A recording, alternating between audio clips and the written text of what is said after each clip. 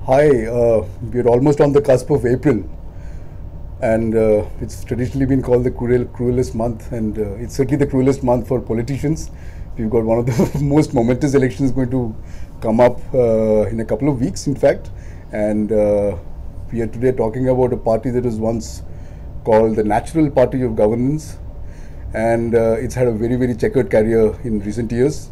In the early part of the millennium, of course, they ruled for 10 years, but after that in 2014 they dropped to their historic low. I mean, they probably got less than 20% of the vote share, and thereafter they're up against a government that is backed by a party which is organizationally so strong as to that can be compared with perhaps only the cadre-based parties of the old days, in terms of the sheer commitment, and that they play what the Germans used to call total football. They're like at you all the time. They never leave the ball 1 second, whether they're in the opposition, in power. They kind of any slight crack, they're not. On the other hand, the Congress is actually marked by a certain kind of mercurial nature. 1 minute it's on a brilliant surge, and then suddenly they're not there. You can't see them anywhere, and so it's a kind of a very curious crest and trough kind of pattern that they follow.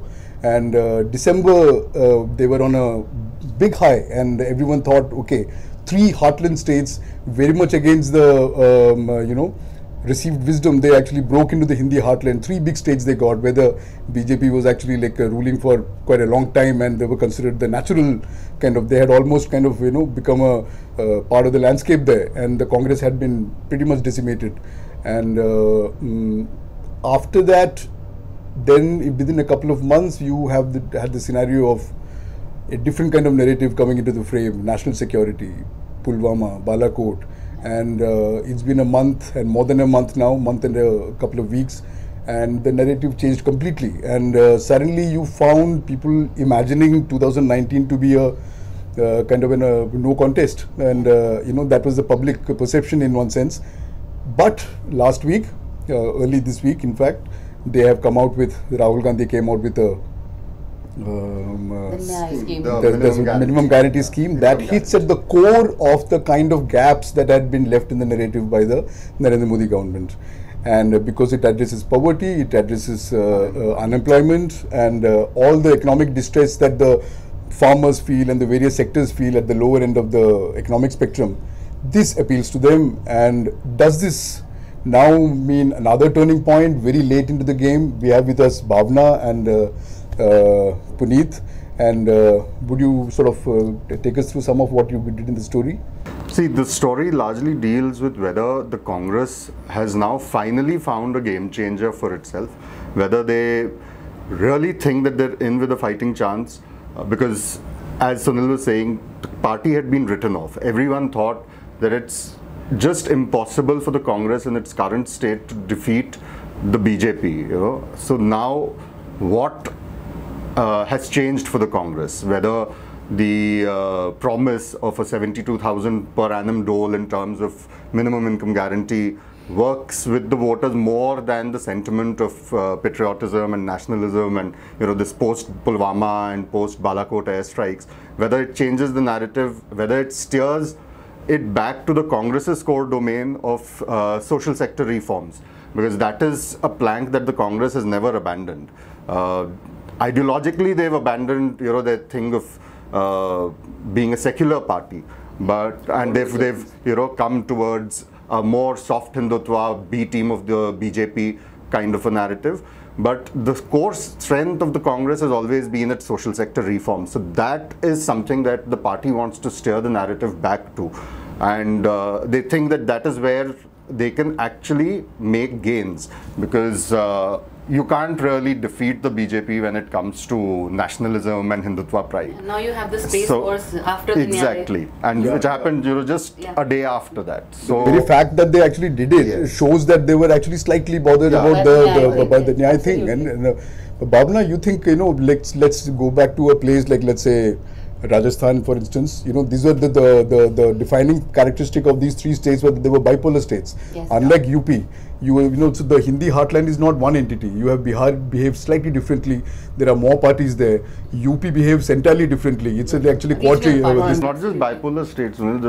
They were also, especially two. I mean, if you consider MP Chhattisgarh as the undivided MP and Rajasthan, both of them have been the laboratories of the RSS. Yes. For the last 40 years. Yes, These are the two states from where the BJP got maximum of its cadres. These are the states where they had a very strong grassroots presence.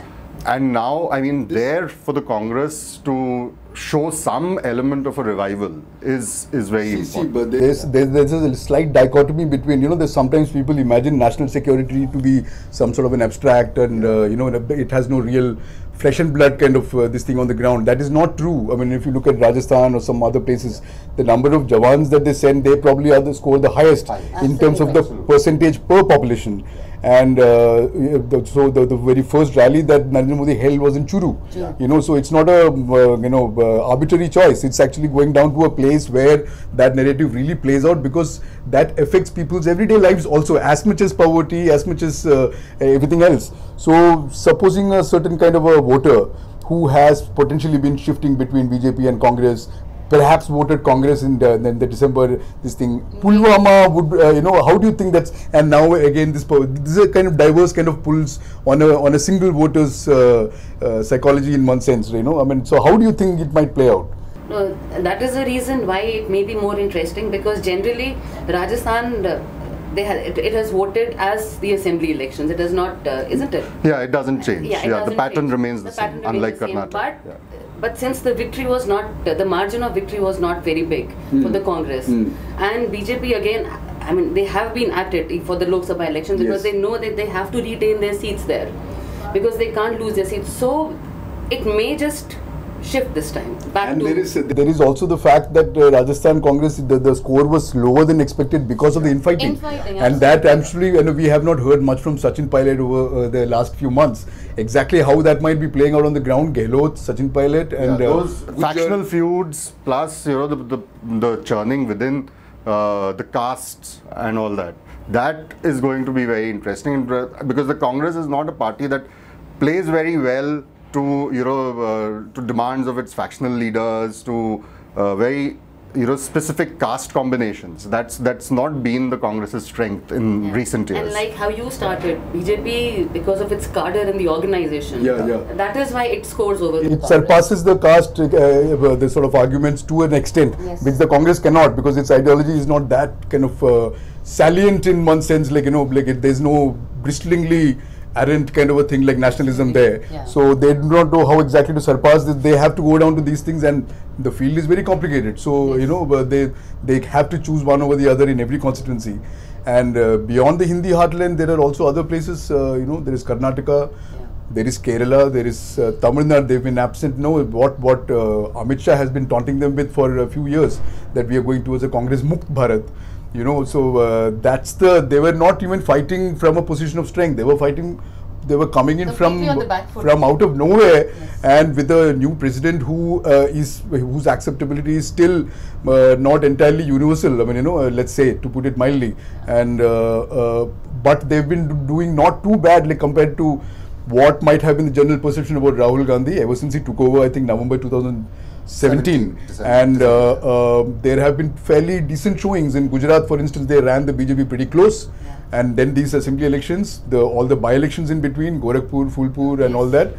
But, what does a voter do in these heartland states and elsewhere in the country? Of course, lots of regional, a whole array of regional, forces come into play. The regional players are going to be important. Even in the biggest state, Uttar Pradesh, is the regional leaders who are going to decide actually.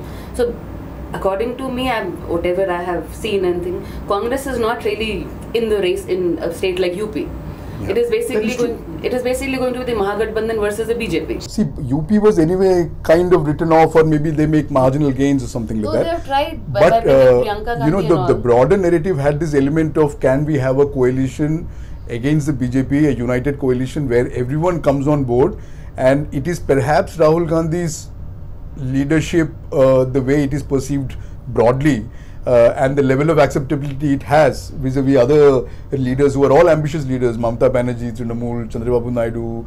Chandrababu Naidu was the one who was going around, trying to make that, even he has pulled out a lot of alliance troubles.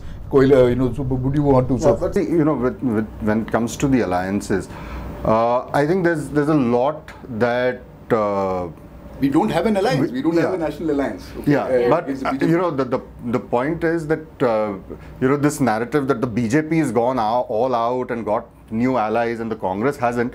It's a bit skewed because if you look at the BJP's alliance, from the original NDA to now, there have been a lot of alliance partners even in the BJP which have gone. Like DMK and within the Congress, if you look at the alliance that the Congress had got in 2004 when Sonia went out and made this rainbow coalition of sorts, a large number of those allies are still with the Congress. The alliances where the party has failed is basically in UP, in West Bengal and in Delhi. Now Delhi is 7 seats. Andhra, yes, but Andhra, I think it's a state where they used to get a lot of MPs from Andhra, United Andhra. But Andhra, see, in any case, I think the failure has not been so much in terms of an alliance as in terms of revival of the party. Because if you look at the alliances there, now I think it was a big mistake for the Congress to buy into Chandrababu Naidu's plan of an alliance, because it's no longer a united Andhra. If you look at the whole Telangana struggle and right up to when it got statehood, Naidu was the man who was leading the opposition to statehood. Very much. Okay, now till date, Telangana sees Naidu as the man who was the big hurdle in the statehood fight. So the alliance that he finally had was with Telangana. Yes. And you saw what happened to that alliance. And it was after that alliance that while he was still posing for the cameras and for the press to show that he is trying to get this united opposition, at the ground level there was a lot of discontent within the Congress on his alliance, on their alliance with the TDP, because they thought that Telangana, we're going to be completely washed out because of this alliance. And in Andhra, we are anyway seen as the party that split the state. So, the advantage will go to Naidu. We may still not win seats. This Telangana might be a good point to end it with, looking at how Congress has tried to game its politics and how its tactical things have sometimes worked and sometimes not. Telangana, because the Congress is the one that actually created the state, unlike the BJP, which when it created Uttarakhand, Jharkhand, Chhattisgarh, they also made sure that they kind of came in and held the state for a very long time. Telangana, Congress creates it and look at it. It's nowhere on the scene. So we are looking at perhaps a question of survival this time. And that's what the cover also says. Yeah, that's what the cover. Yes. So it's a slightly drastic kind of a situation right now. Are we looking at 2024 now, or is 2019 still a game? Let's see as the time weeks go by.